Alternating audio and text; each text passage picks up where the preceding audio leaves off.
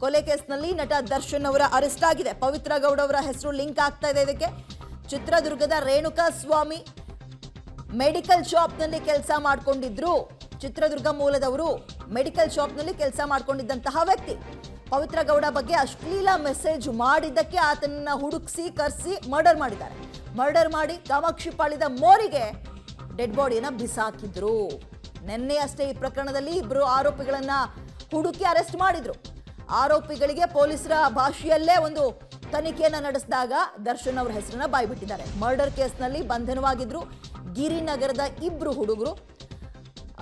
ಈ ಆರೋಪಿಗಳು ಆಗ ಮಾಹಿತಿಯನ್ನ ಅಂದ್ರೆ ಬಾಯ್ಬಿಟ್ಟಿದ್ದಾರೆ. ನಮಗೆ ಸುಪಾರಿ ಕೊಟ್ಟಿದ್ದು ಇಂಥವ್ರು ಮತ್ತು ಈ ಕಾರಣಕ್ಕೋಸ್ಕರ, ಹಾಗಾಗಿ ನಾವು ಈ ಕೆಲಸ ಮಾಡಿದ್ವಿ ಅಂತ ಹೇಳಿದ್ದಾರೆ.